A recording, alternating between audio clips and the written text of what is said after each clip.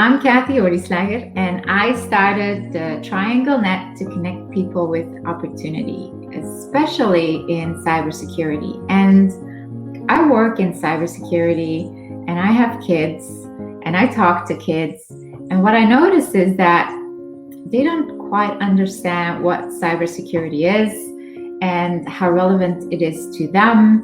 And the thing is, I work with a lot of people in cybersecurity, and people in cybersecurity, they are amazing people. They are heroes, and they are the ones fighting the bad cyber criminals. And the thing is, we need more of them.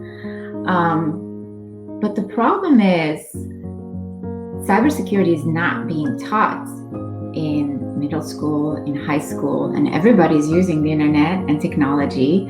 And the concepts, the principles, the business of cybersecurity is foreign to our children. So it's my job today to kind of demystify what cybersecurity really is and who those people are doing all of that stuff. And I think it's just a matter of sharing stories of people who work in cybersecurity. And what you'll notice is that those people have all different backgrounds. They're unique individuals in terms of where they went to school, how they grew up, who inspires them, who helps them. And they all have just a unique story and a journey to be told. And truly, it is about the journey rather than just the title or what it is that they do. So what I want to do today is introduce someone who is very special to me and a big role model to me myself. And I'm very excited to share her story for the first time. This is our very first interview with the Triangle Net, and Mrs. Gina Yacone is going to join me to tell her story. And hey, Gina. Thanks for having me. And I am super excited for you to be my very first guest on this interview for the Triangle Net, so thank you. I appreciate the opportunity. Okay, so Gina, how about you tell us what your title is, where you work, what you do, but say it in terms that a 16-year-old may understand what that means. Of course. Hi, everyone. My name is Gina Yacone, and I'm a cybersecurity consultant and a virtual chief information security officer. I work for a company that's based in New York City, but I work out of its Raleigh office at our security operations center. And what I do every day is I work with companies to help them secure their environment from bad actors who may try to steal their data or sensitive customer information. Awesome. Now, Gina, when you were young, did you see yourself doing what you do today? Absolutely not. Absolutely not. Tell me a little bit how you were. What kind of kid were you when you were in middle or high school? I definitely was not a part of the popular group. I kind of was like peering in, and I was like almost there, but I didn't really get invited to all of the cool things. I probably watched too much TV. I was always behind a book. But I did enjoy my high school and middle school life. It propelled me, gave me a great education. And really where I excelled was in college. That's where I kind of came out of being a wallflower and into the person that I am today, which I think is dynamic. But so tell me about college then. What did you study in college? Yep. So cybersecurity was not a thing when I went to college. That may show my age. But engineering was, but I didn't want to be anything like that. I was going to be a marine science major. I was going to study shark research. I have a love of sharks, and that's what I was going to do. So I went to the University of Miami with a marine science, background. That's what I was going for. That was the degree. And then I got a C in biology. You can't have a C in biology and get your master's and PhD and become this, amazing shark researcher. It doesn't really work that way. So I went into political science and started studying sharks, right? So in a way, I was still studying sharks, but in a different aspect. Different kind of shark. But I loved political science. I loved the human component of it. I loved learning the psychological aspect of our laws and voting and things like that. So my degree is in political science, and I have minors in English and leadership. So when you were in college, in either one of them, did somebody ask you, what do you want to do when you grow up? Was there like a title in your head and that was it? Yeah, I was going to be a shark researcher. Absolutely. Not a cybersecurity expert, no. And what about when you were in political science? What was then the thing you were aspiring to be? Was there something that you had in you? A lawyer. I was going to be a lawyer. I was going to go to law school.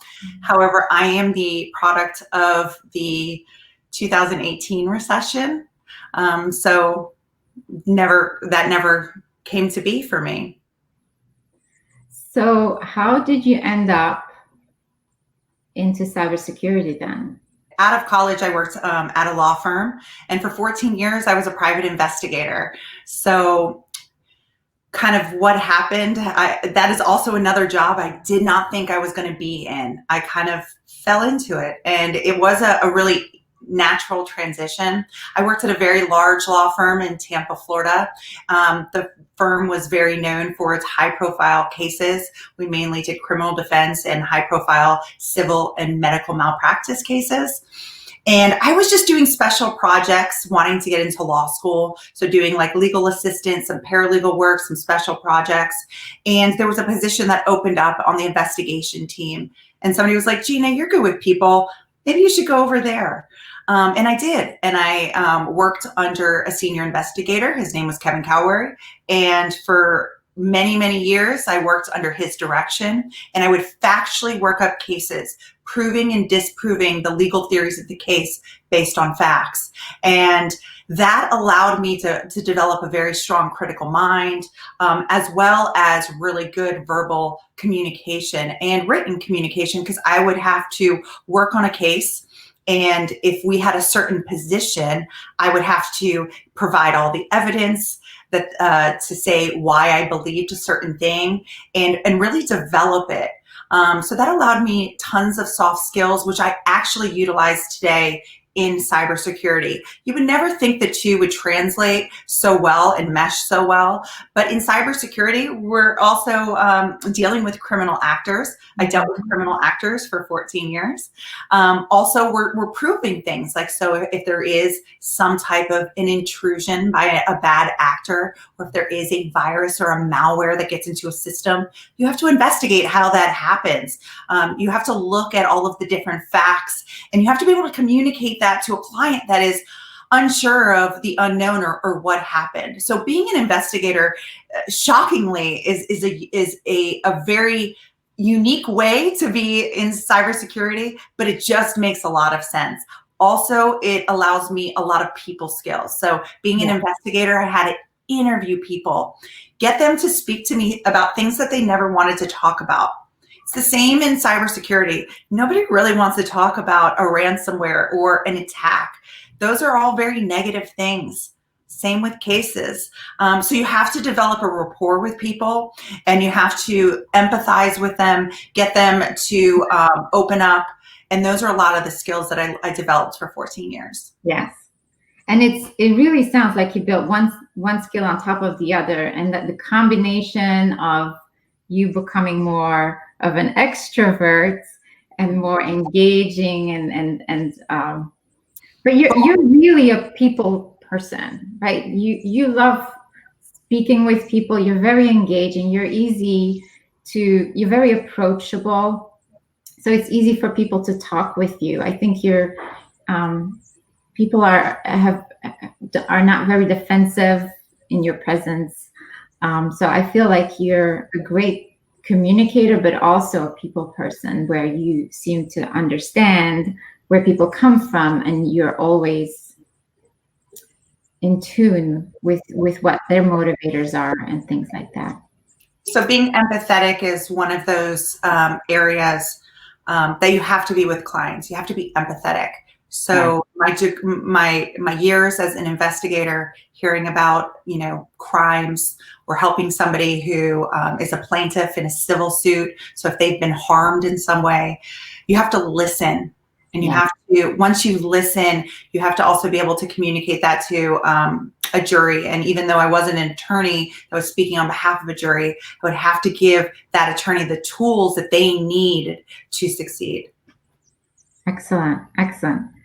But we're still talking about you being in the law space. So how did you get from there to here? Yeah. So shockingly, I've always done a lot of things with networking and talking to people and communicating and professional development, trying to evolve, you know, who I am. So I was on LinkedIn, always posting different things about cases and what I was doing. And gosh, I think this was back in 2016 or 2017, I was posting about WannaCry ransomware attack on LinkedIn, and a recruiter reached out to me and asked me if I would ever consider cybersecurity, that they needed more women in cybersecurity, and they were looking for somebody in cybersecurity. However, I did not have all of the things that they needed in terms of a job description at the time. I did have great communication skills and soft skills and an analytical mind, but I didn't have what they needed. I didn't have those certifications, and I wasn't formally trained in technology. However, when I was in the legal field, all of my cases had a technical component to it. When you think about criminal cases, usually there's a cell phone that's involved or a computer. So I learned a lot about forensics, because we learned about chain of custody. So I actually had an informal technical education, but on paper, you really didn't see that. And it was very hard to explain that. Yeah. However, that recruiter sparked an interest in my brain. So I started looking at cybersecurity. I also was in a career where there wasn't many investigators that were in-house investigators anymore.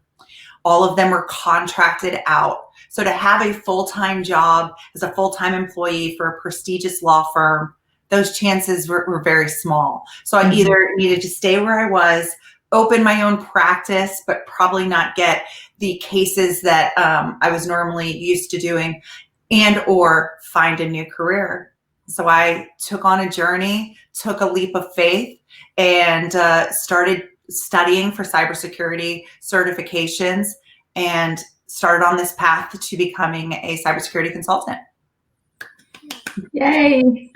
It's so exciting. And I think this is really what we want to get to the bottom, right? Is that there is no perfect cybersecurity experts coming out of college, and everybody kind of struggles with the concepts of what makes you good, qualified, and good enough to meet certain requirements in cybersecurity. And I think there are some unrealistic expectations sometimes, right? They have these lists of degrees that you have to have, certifications that you have to have, and X amount of years of experience on top of that. You have to be an expert in this part and that part and all of the above. And it's very unrealistic. And I feel like a lot of young people entering the space, but also people who pivot into it and who just want to start a new career in cybersecurity, really struggle finding their niche, finding the thing that really fits their experience and uniqueness. And then being able to say, well, I think I can do this. I just need to learn a couple of things, and I may learn on the job. And that's kind of how we have to, I think the industry has to understand that they have to adapt to what the supply looks like, and the supply is very diverse. That's the whole thing that makes cybersecurity so awesome, is because you have so many different people with different perspectives coming together and solving problems, and their unique perspectives, their unique backgrounds and experiences bring value, bring relevance. Absolutely. I couldn't agree with you more. I think having a legal background, maybe not formal, because I never, like I said, I never was able to go to law school because of the economy at the time, but it allows me to talk to companies about liabilities and risks in a way that they can understand. So I can translate it because I had this background where some of my colleagues can't. Or they can learn, and they will learn over time, but it wasn't so instant for them. It's really unique what you said before about the cybersecurity skills gap as well. So we have people that are coming out of college now with degrees in cybersecurity, but they don't have the expertise. So companies aren't willing to give them a chance. And that's sad too. I was lucky enough to have on-the-job training while I was getting my certifications. But now a lot of times recruiters just want those bullet points. And if you don't check them off, it's hard to get a foot in the door. So you have to have a good network of people to be your champion, to allow people to give you that chance.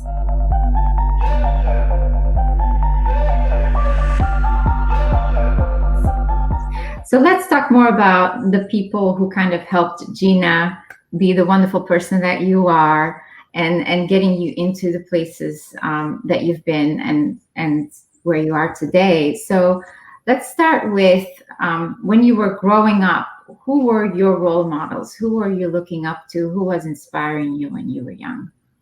So it's definitely my mom. Of course, my mom. My mom, I'm an only child, shockingly. So my mom would always say, the world is your oyster. The world is your oyster. She allowed me to travel abroad and study abroad. And she was always telling me to embrace diversity. She gave me my voice. She wanted me to do anything that I wanted. And while my mom was a school teacher and my dad was a bus driver and then became a supervisor, they gave me everything that they possibly could. And I am so grateful for that. They gave me the education. They gave me the opportunity to travel. And really, also, they gave me the passion to give back to the community, and why that's so important. It always came back to the people. And so I would say my mom was my biggest inspiration, because I always hear her in the back of my head telling me that I can do it, and really that anything in the world that I'm good enough for. Yes, and that is so amazing to have parents who believe in you, who support you, who cheer you on every step of the way. Any other cheerleaders or people who mentored you in any way along the way, perhaps in the workplace or at school? So I think when I finally started getting out of my shell was in college. So I joined a sorority, which was very scary to me. I got selected, in a sorority. That was also scary to me. But you were shy back then? I'm sorry? Oh, yes, I was shy. But I knew that I needed to put myself out there. So I came from Tampa, Florida to University of Miami, and I didn't know anybody. And that was kind of scary. And I was feeling a little lonely, and I didn't think Greek life was for me. I didn't know about getting in organizations or not getting in organizations, but I decided to try. and I didn't know, like I said, I didn't know if I was going to get a bid or not get a bid. And to be honest, I was scared that nobody would want me. I think that fear of rejection was there. But I did finally end up joining a sorority. And as a freshman, there was a sophomore female. Her name is Gigi, and she's one of my favorite people still to this day. And they were getting ready for orientation the following year. And she was like, you should really get involved in orientation. I'm a program coordinator. We need orientation advisors. And I was like, I can't. No, that's probably not for me. And she's like, absolutely. You would be great. Basically, I believe in you. Yeah. I believe in you. It was somebody who gave me an opportunity, or at least the thought of an opportunity, and made me feel like I could do it.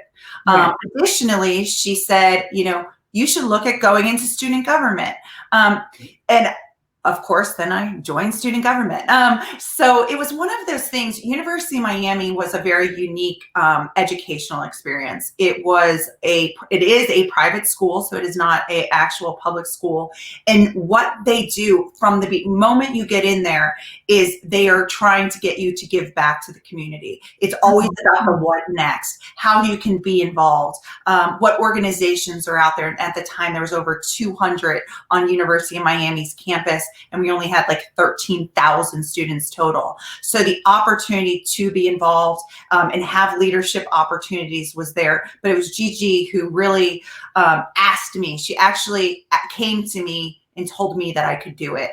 And by the end of my college, career, I would think I was in like 7 to 11 organizations, and president or vice president of, 5 of them. I was an overachiever, like I still am today. And I feel like you're the Gigi of so many other people now too, inspiring other people, to believe in themselves, to try something new, and to just go for it. And I really see now. That is the most flattering thing anybody could say to me. That is the most flattering thing, because Gigi is fantastic. So yes, I would love to be the Gigi of helping people in cybersecurity. There you go. You got the Gigi trophy. That's awesome. Let's talk a little bit more about how you surrounded yourself with people who helped you. Were there certain people outside of Gigi, perhaps at school, I don't know about teachers, or in the workplace, where people saw your potential to do something? We talked a little bit about that person on LinkedIn, which is amazing that, that happened. But anybody else who kind of said, I see potential in this girl, Gina, and, you should do X, Y, Z. Because I personally saw a lot of potential in you when I recommended you to be a cybersecurity consultant, but I'm sure there were other people along the way. So in terms of mentors, in school, I had an amazing teacher. She is now passed. Her name was Mrs. Martin. She was my language arts professor, and I think it was like the 5th, maybe 6th grade.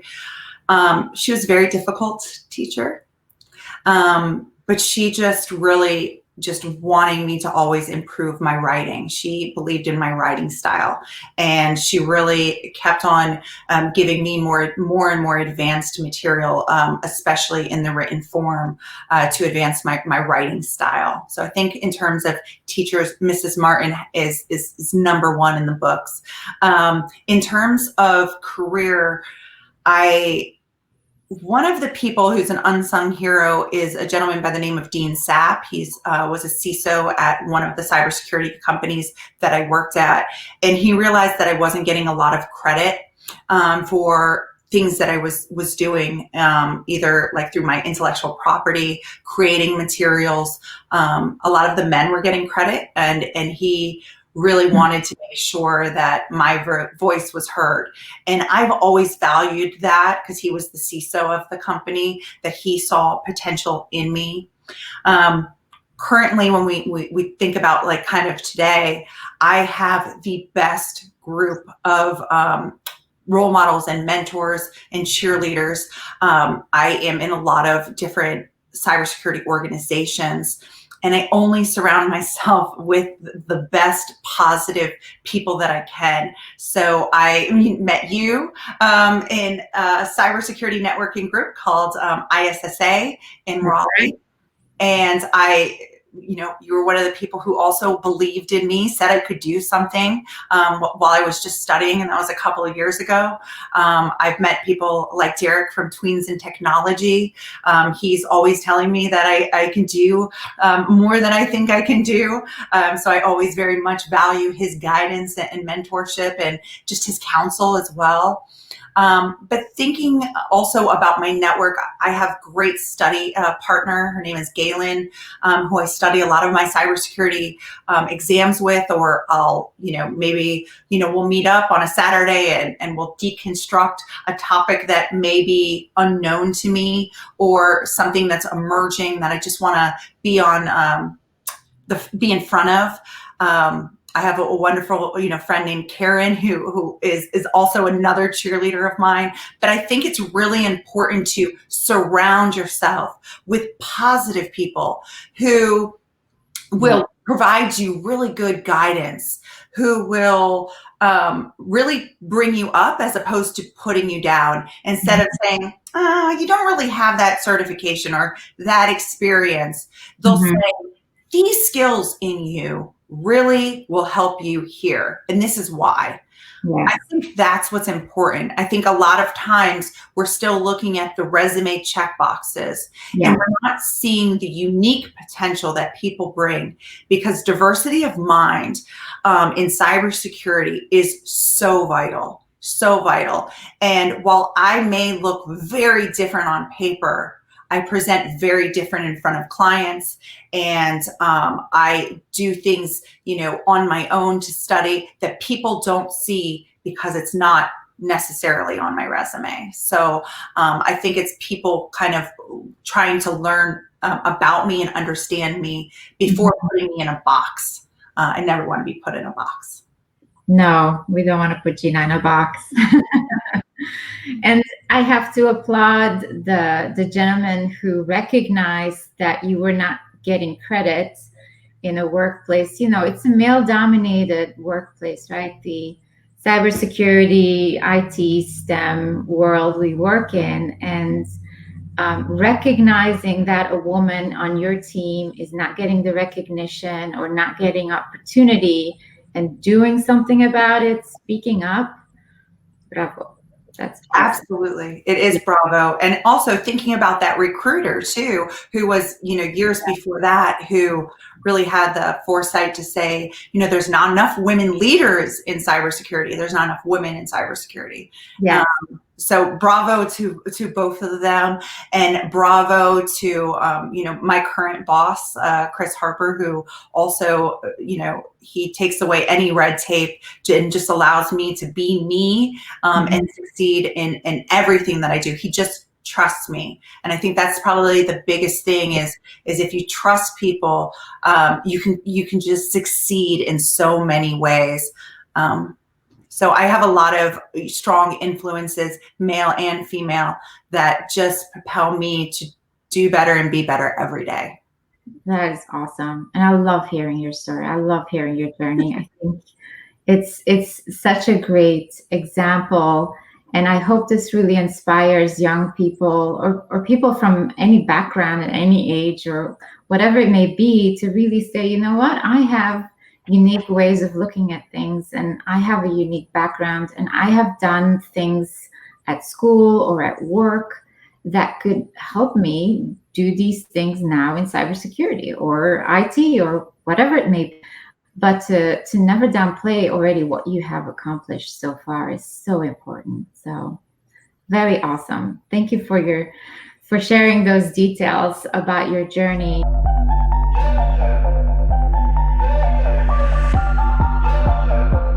So let's talk what's coming up. What's the future holding for Gina? What's next? Are you learning something new? Are you Do you have a particular goal for the near or long-term future? Yeah.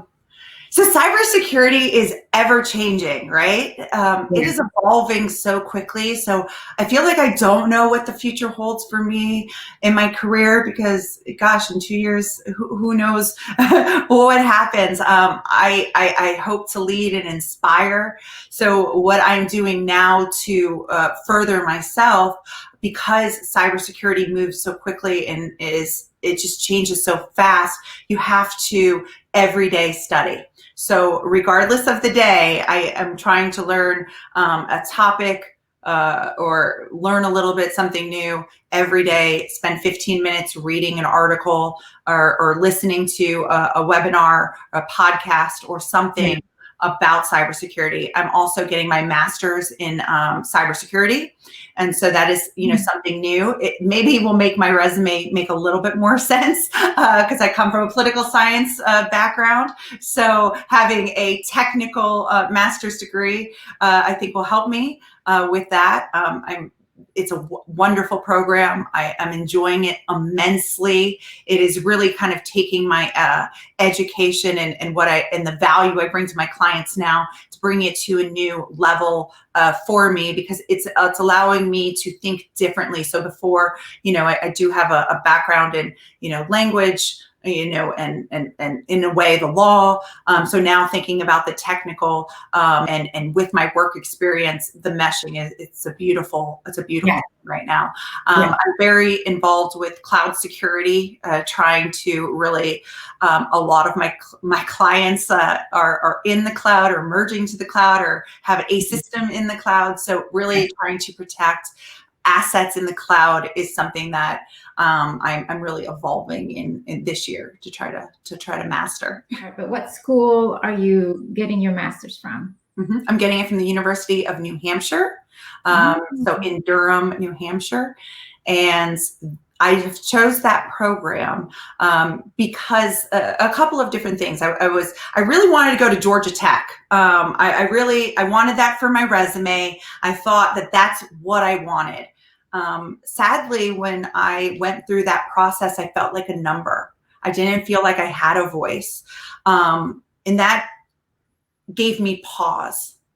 And when I went to University of New Hampshire and we went and listened to their spiel, I really felt like I was heard from talking with the admissions counselor about my fears of going back to school after 20 years, close to 20 years.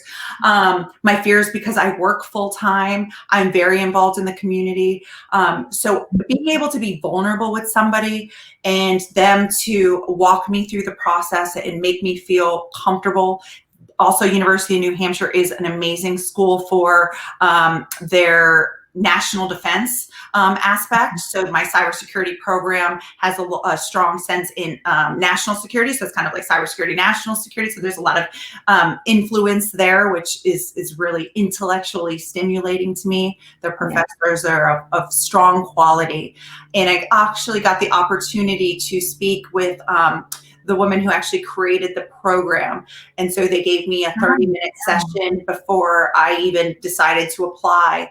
And that just solidified that I was going to have a voice and I wasn't going to be a number. And I felt like I did in Miami. I felt like a school just didn't want me to be paying them money. I felt like they wanted to hear what I had to say and grow from it. So I chose them above all others. And I am very grateful right now for my education. That's amazing. And I think it stresses the importance of culture, right? Yes. Just feeling like there's a fit, that you will get along with the people that you end up learning with and learning from. So you definitely want to be learning from someone that you like and you get along with and you feel like there's that connection. And I think that is true for everything in life, right? I cannot agree with you more. And now that you talk about it, there was just something that was wrong about the other schools. There was just something that made me, I don't know, hesitant about them. Maybe they made me feel insecure. but it was just like being home. Like it was a good culture fit. And like I said, from my first talk with the advisor to, right now I have 100% in one of my classes. Hey, overachieving in my classes now, but getting good feedback from my, my peers in class and my teachers. And I really do feel like I have a voice in what I'm publishing and accomplishing through that, through the University of New Hampshire. I'm actually very proud of. And you should be. I am very proud of you too. That's amazing. That's really awesome. And so is there something you see yourself doing 10 years from now? Oh, I think that I had to think about that when I was applying for grad school. Like, where do I see myself in 10 years? And one is I felt like if I wasn't going for an education, I would have been behind, because these amazing students that are coming out of school, they are starting to have, they are more tech savvy than I was, when I was getting out of college. They have master's programs now in cybersecurity, when cybersecurity wasn't even a thing back when I was going to school. So where do I see myself in 10 years? Maybe teaching. I love I am very passionate about cybersecurity. I like to speak at different conferences. I like trying new things out, and I love communicating with my clients, finding different challenges. So I do, hopefully, maybe if I, where do I see myself? It's kind of like saying, oh, I want to be a shark researcher. Now I'm a cybersecurity consultant. So 10 years, maybe I'll be a professor. So maybe we can make that one come true. Well, that is awesome. It's great to set goals, but it's great to be willing to stay open to the opportunities, right? Because you just don't know if someone from LinkedIn or someone that you don't know reaches out to you and says, I've heard great things about you, and I have this amazing opportunity for you. You can't say no to that, right? You just have to keep all of your opportunities open. You just don't know. You just don't know. Yes. So here's a question in case a young individual listens to your story, your journey, and they're considering becoming a hacker, but the kind who wants to make a big buck real fast and kind of cutting corners, and maybe considering the unethical hacking side of things, perhaps not knowing that it's actually a criminal act, but just doing it for the fun of it, or doing it for the glory or for the money. What would you tell them? You could definitely use hacking for good. So quick buck, or can also land you in jail. So let's not do that. Another way to do it is you can hack for charities and hack for good. There are organizations out there that you should get involved in, and boost your resume, because if you boost your resume, you may get that scholarship to an amazing university and propel yourself in a way that you never thought possible. So don't do any type of technical testing for bad. I know that curiosity is there, and it's kind of it's kind of exciting to a certain extent. It gets your adrenaline going. But you can get that same benefit by doing it for good causes. And so that's one of those things. Always surround yourself with good people. There are organizations out there that are wanting to see kids and teens and students succeed. So here in Raleigh, we have Tweens Technology for kids in their tweens age, where we teach them robotics and Scratch, and we teach them about cybersecurity and really great life skills. But there's also groups out there that will help you do capture the flag games. And so capture the flag game is a simulated penetration test or a hacking test, where you're basically getting points and you're scoring high, and that's all stuff you could put on your resume. Also, volunteer at different security groups. So there's these amazing conferences that occur in every state. Some of them are considered hacking conventions. And most of, the majority of them, if not all, a lot of them are really good they're ethical hackers. They're looking at how to enhance their careers and go and volunteer. So some of that could be a vCISO is one organization that have different hacking conventions across the nation. There are different groups like hacker labs and things where there are ethical hackers that are adults that hopefully can mentor you to get you to where you want to be in that 2-year, 5-year, or 10-year span.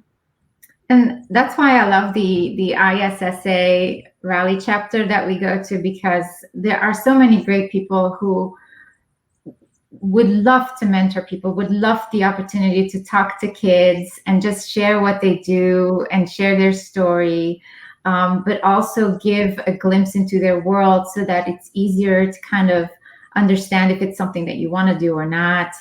But yes, there's definitely plenty of ways and networking opportunities to understand what the possibilities are without getting in jail, and making a good amount of money, right? Absolutely. Absolutely. Yeah. There's such a skills gap. So, make it a profession. You don't want to be in jail and then not being able to get a job because you can't pass a criminal background check. So, yes. I have heard one story about a hacker who got caught and got jailed for a long time, but then became a bounty kind of hacker who basically, when he was able to find flaws in certain applications or technology, then he was paid by those technology vendors for finding those flaws without exploiting them, but letting them know this is a vulnerability, this could be exploited. So fix that before you release the product. And that's how a lot of people are doing really good things without getting into any trouble at all.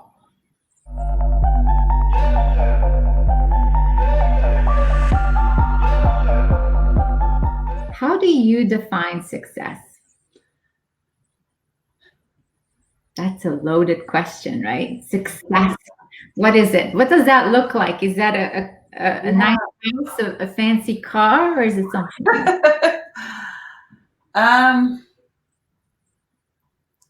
That one is a tough question. That's probably the toughest question. I think I define success by living my passion. I get up every day. I work hard, I play hard, I do things with a very full heart. So I think my passion is to keep that spark in me. I think that's defining success. Success for me is not per se money or really power. It's really a lot has to do with intellectual curiosity and keeping me stimulated in that capacity. Of course, money's great, power is great, but I don't think that really sustains you for the long term. Really kind of being able to get up every day, loving your job and loving your life is absolutely empowering. Yes, and that is so awesome. And I know it's important to be working with great people. And I know that you're working with some awesome people. I am. I have a family of coworkers, and that we live an amazing culture and we live our values every day. And it really is to be better than we were the day before. And it's very important to do that and to be able to exercise that learning capability in an environment that's safe, where you're allowed to ask questions and not be intimidated by that. You're allowed to ask the dumb questions to learn, and you're allowed to propel intellectual dialogue and conversations, and have a respectful conversation back to you. So I think it's very important to surround yourself in your life with great people, but also at work. That's one of those things where if you have a gut feeling that, something's off, there are great employers out there. There are great networking groups out there, great friend groups that will propel you into great power and success emotionally, as opposed to bringing you down and bullying you. So I think that is definitely a benefit to me waking up every day and loving my life, is because I love my job very much.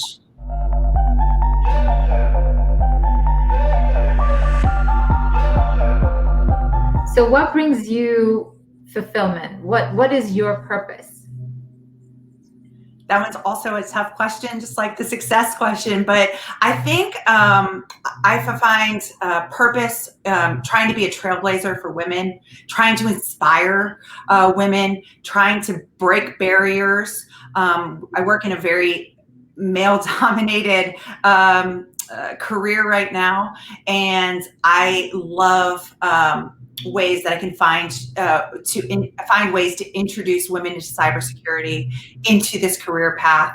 Cybersecurity is an area where you can be very, very technical, or you can have a great legal mind, or you can develop either of those skills over time. Don't put yourself into a box. I think that's one of the big things. And don't let fear hold you back. So my goal is to inspire.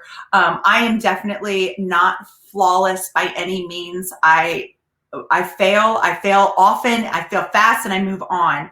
And that allows me to succeed every day, because I don't worry about that anymore. I am what I am, and I am what I'm not. And in a way, I'm unapologetic about that. And so I've gotten comfortable in my own skin in many ways. And as such, it allows me to have a voice in cybersecurity, and hopefully other women will be able to hear my voice and be inspired to find their own voice. I don't want anybody to be like me. I want them to be better than me. So that's one of those things that I'm going to put that out into the world.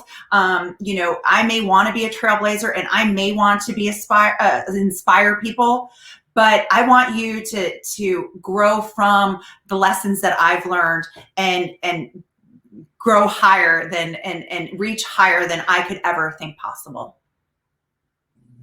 I got chills just now. That was amazing. And you inspire, you are a role model, you are putting yourself out there, really signing up to be speaker, to mentor, to participate in nonprofits.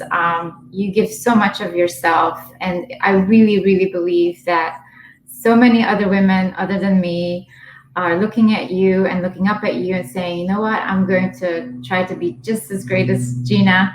Be better. Got to be better. I don't know about that, but they can try. Definitely. They can absolutely be better. But you are amazing. And, is as a final word, is there anything that you would like to say in terms of what you're grateful for, or who you're grateful for? Ooh, I'm grateful for my life. I'm really grateful, for my health and my family and my job. I'm grateful for great friends like you, and just having a great community. I'm very grateful that I make time to give back to the community. I think that's really important. Learn about your community, learn the good, the bad, the ugly. It allows you to grow as a person. Be that inspiration, be the change you want to see in the world. And there is enough time in the day, right? So you can find time for your health, find 15 minutes to read some articles, read a book, find five minutes to reach out to a friend. There are different things that you could do.